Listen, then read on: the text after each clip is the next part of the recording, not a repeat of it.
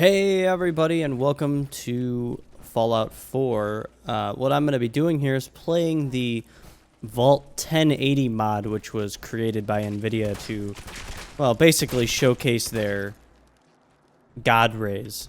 What we're going to do is we're going to go through this, and I'm going to talk about a couple things. It's a relatively short mod, but I figure I can use this to showcase a couple things here. I actually did already try to record this, so I do know my way around, but yeah, it's actually pretty ironic because what I'm talking about today is mods and things like that, and this mod caused the game to crash. So we're gonna step in here and we're gonna see what this is about, and we're gonna talk a little bit. So let's go inside here.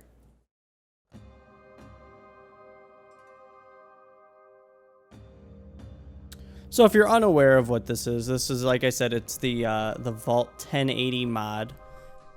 Basically, it's a mod that was made by NVIDIA, specifically GeForce, to showcase their new line of cards, exclusively the 1080, hence the name, to showcase like their God rays and other types of like volumetric fog and the weapon debris that you get from like shooting the ground and everything like this, where you can... You know, you get like the shell casings and everything, and the pieces of wood. That's all part of their NVIDIA physics. I think they still call it physics anyway, but it's they have a whole set of software that they go around. Give me 1 second here. I'm actually going to adjust the brightness here in game. Yeah, that's a little bit better. All right.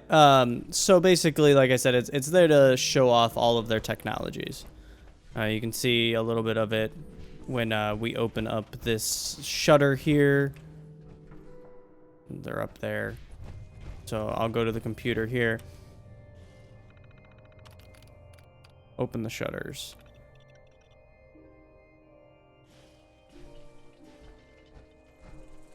And there's the God rays.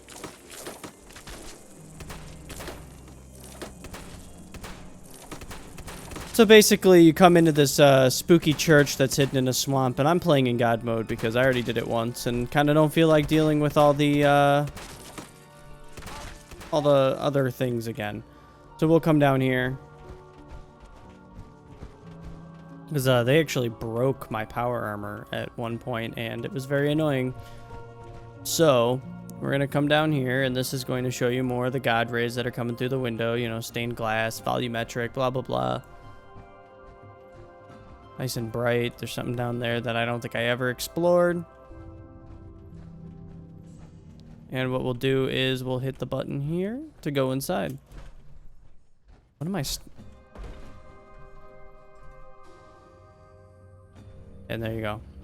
More God rays. So I was playing on Ultra with the God rays earlier, and that was no good.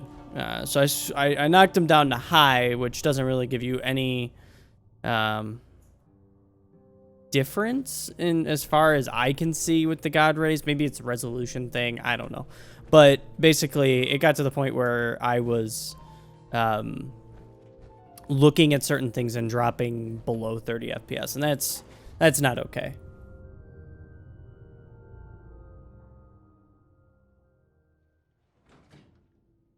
But now that we're actually in here, I can start talking about what I wanted to talk about. So, if you haven't heard, and I don't know how you couldn't hear, but, you know, hey, everybody needs to be informed.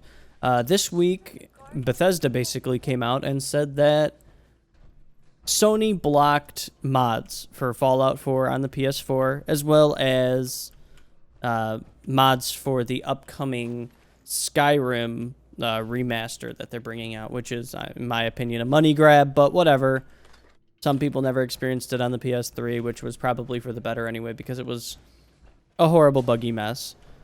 But yeah, so a lot of people are blaming Sony for a lot of this, and well, I will say that they should have been a little bit more proactive and straightforward in their approach to this.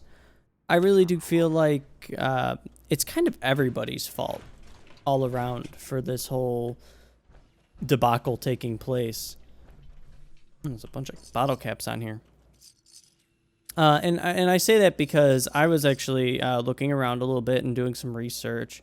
You know, nothing too in depth, but I guess that Sony uses a proprietary codec for their sounds and for different things like that, and it's specific to the PlayStation, and it is specific to you know, their games. I don't know if they have like specific first party controls and things like that, but basically they don't want to give out their proprietary codec, because that would kind of defeat the purpose of having a proprietary codec.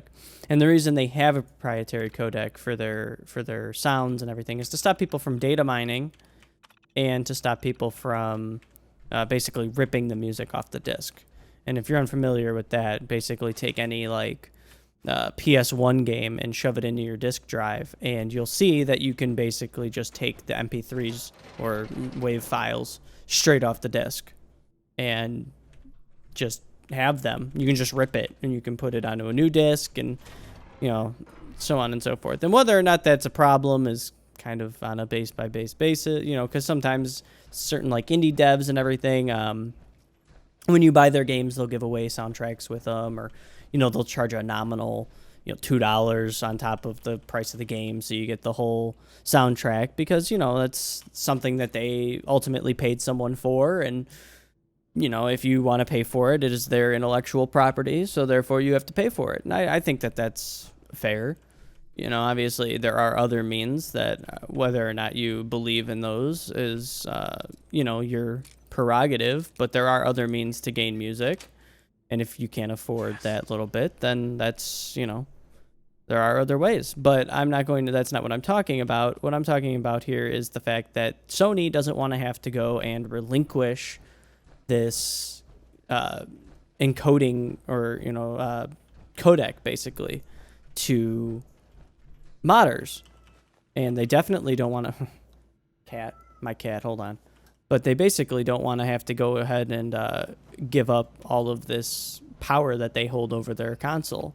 And, you know, like I said, it was the fact that they didn't say anything beforehand. You know, this has been something that has been planned for a while. You know, it was no secret that Bethesda definitely had plans to bring mods to consoles. You know, it was they brought it up way back in E3 sometime, especially, they had originally announced it when they were talking about Fallout 4, when they announced that. And they kind of hinted at the fact that it would be coming to the PlayStation, but as far as I know, they just said that it was going to start off on the Xbox because they have that exclusivity, and that they were going to move it to the PlayStation later on. And the same with Skyrim, the Skyrim remaster, which is not out yet, but they were, you know, they had plans for both consoles as far as that goes. So, you know, to basically kick someone while they're down, let's at that end. Huh. That's what I'm talking about with the God rays. That's it. It's this whole dungeon. But, you know, it was basically, now they're putting all of this blame on Sony. And, you know, it's not really fair, but it's also not fair what Sony did, because they should have been very upfront. And in their statement that they issued to Bethesda, where it said that they're not going to be approving it in this form, I really do believe it's because of these file formats that they hold.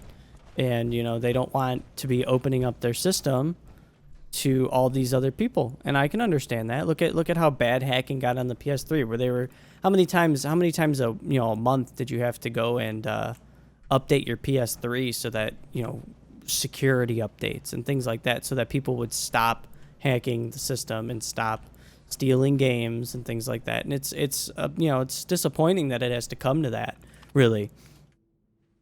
It really is. I mean, it's stupid that they have to go to such, you know, petty means as keeping file formats and, you know, things like that locked down, so that people aren't going to be actively stealing content. And oh, there's some ghouls or something around here. But that kind of moves on, because there are some other valid points, and I think it's because ultimately, I know on the Xbox, and I don't own an Xbox One, and by no means do I plan on getting one. I already have a PS4 that I got on launch, and I mostly play on my computer.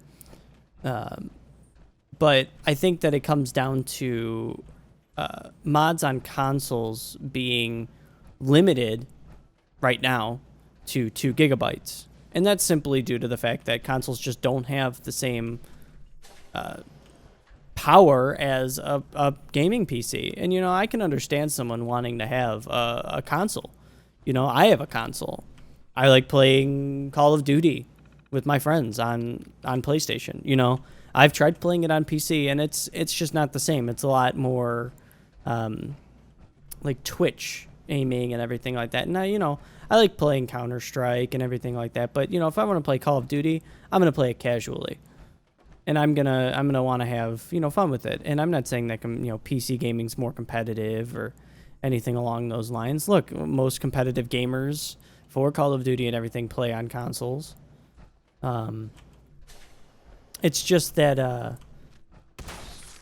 not everybody wants to go and sink $2,000, $3,000, $4,000 into a computer so that they can install some different mods. They wanna basically work with what they have, and I think that that's a perfectly fine principle. You have people who go, well, mods should be PC exclusive, and I love my PC, and I have a very, very nice PC, and I love playing on it. It's what I record on primarily. It's what I'm playing on now.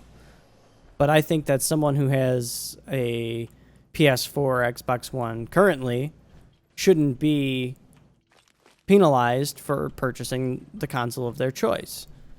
And this is where it basically starts to become Sony's fault for not opening up in the first place. So what I'm trying to say is that it's a tricky situation that's made worse by miscommunication. And I'm playing Fallout 4 right now, and I don't have any mods installed except for the Vault 1080 mod, which obviously we couldn't be playing the game if we didn't have that mod installed, and the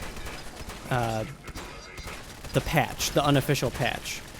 And basically what the patch does is it fixes a lot of different things in the game that Bethesda can't or won't patch. Basically because they don't have the time or they don't want to. It's not game breaking enough to fix it. But it definitely adds to the quality of life when you're playing the game.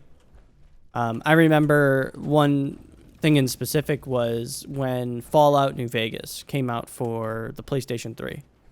And I believe the Xbox 360 had this as well, but I never played it on the Xbox 360, only PC and PS3. When Fallout New Vegas came out for the PS3, it was a mess. And I remember playing the, what was that? Old World Blues DLC, which was the one with the big MT, where you get teleported through a satellite that crashed at the drive-in, and you get taken to this place. Now, when you start off there, you start off on this balcony. But at this point, I had already played the game for 60-plus hours. And I had explored a lot, and I had killed a lot of people.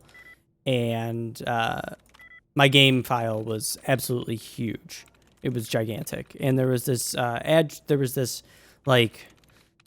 address issue where if your game file was too big, then the game would start to freeze and lock up and have all these other problems. And specifically, when I started the Big MT DLC, I'd start off on every time I loaded the game, it would crash. Nice.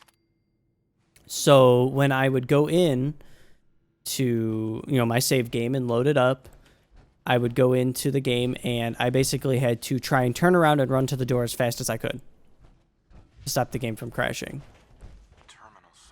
And it was a pain, and on the PC that didn't happen because of the larger address space and because of the fact that I could mod it and put in an unofficial patch and have it fixed that easily. And I think that's what they're trying to go for. But they just haven't figured out a way to get it to work on the consoles, you know. And the same with Skyrim, you know. It got to the point with Skyrim where I was modding it, especially when they brought out the, what do you call it, the workshop on Steam. You know, that was a great addition. You know, it was so easy to just add mods. Obviously, you didn't have the same level of you know, where you couldn't customize it as much as you would like if you were to get mods from Nexus Mods. But you definitely could still put mods in. You know, you could change the game around as much as you wanted. And that added a lot to the game in the end. And it would have been nice to see something like that on the PS4 and on the Xbox One. And the Xbox One will see it. But the PS4 never will. So, but basically, what it's going to come down to is there's going to be like a pissing match, essentially, between Bethesda and Sony to see which one of them can, you know, be the most correct. And it's not going to end well, because everybody's always trying to get at somebody's throats, you know, as far as like in the video game industry. And you have people blaming Sony, people blaming Bethesda. You know, this is going to make it. You've got all this crap going around with the PS4 Pro and the Xbox, the Scorpio, and, you know, everything like that. And, you know, it's only going to add to this internet pissing match that's going around. And ultimately, it's not going to be good for anybody. So, you know, and I'm a big supporter of mods in video games. You know, a lot of people say, oh, you know, why would you want a mod? You should just play it the way it was made. You know, that's how the developers wanted it. And it's like, yeah, but, you know, when a developer obviously wants you to mod, you know, when they give you the tools to create mods. And I mean, look at, you know, something like this, what we're playing right now.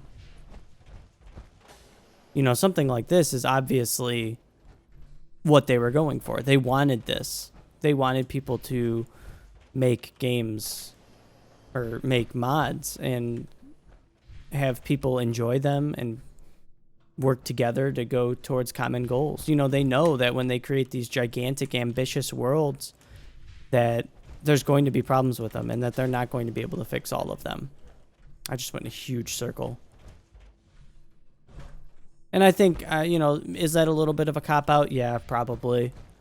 You know, obviously when you make a game, you want it to be 100%. You don't want anybody thinking otherwise. But, you know, like I said, it is what it is. And it's funny because they're always worried about crashing and things like that. And that's actually a big problem with the Xbox One mods for Fallout 4 right now, is that a lot of them will cause the game to crash. And it was funny because as I recorded this first video, the game actually crashed right at the end and corrupted the whole video. So I have to remake it, and that's what this is. And you know, I think that's definitely something that needs to be addressed before mods on consoles become a mainstream thing, because they're just trying to become more and more like PCs. That's even what Sony said in regards to the PS4. They said that Xbox isn't their primary competitor, which we all know it is. They're not fooling anybody. But, you know, they're afraid of gaming PCs. They don't want people leaving their closed ecosystem to go to a gaming PC. And I think it's mostly because of DLC, but it's also because, you know, they can keep pumping out exclusives and not have to worry about, you know, say Naughty Dog going, you know what? No, we're going to make a game for another console. We're going to make a game that's on PC, you know, just like with Insomniac and Sunset Overdrive on the Xbox. That's, you know, they basically wanted to keep them locked in, and they said no. So it's going to be interesting to see what comes up here in the next few months regarding this whole modding ecosystem. And with Skyrim right around the corner, we'll see if they can come to a common ground. But I wouldn't expect much because of Sony's custom software and lockdown system. Because at the end of the day, an Xbox is just a Windows machine. It's basically like a Steam machine, but it's running Windows, and that, you know, it has its own version of apps. It's Windows 10 with a skin, and that's why it's so easy to, you know, inject the mods, because they're basically using the same system where you just click mods and it logs in, and then you add the mods. But on the PS4, it's a completely different ecosystem. It's a different operating system. It's its own version of Linux that's got, you know, security measures and, you know, like I said, custom graphics drivers and custom sound systems. And it's just, it would be too much for Sony to fork all of that over, because it would open up too much information about the actual system itself. And while that sounds like a cop-out, you know, really can't disagree with them on that. So thanks for listening to my rant on that. Those are just my opinions, but I really think that I really do think it comes down to sound codecs and the whole 9 yards there. So thanks for watching, and leave a comment if anything concerns you, or if you have something to interject. You know, I'm always looking for conversation pieces on subjects like this, because they affect a large portion of the gaming community. So if you like it, please hit the like button and leave a comment. If not, hit the dislike button. Tell me why. And I'll see you in the next video, guys. Thank you.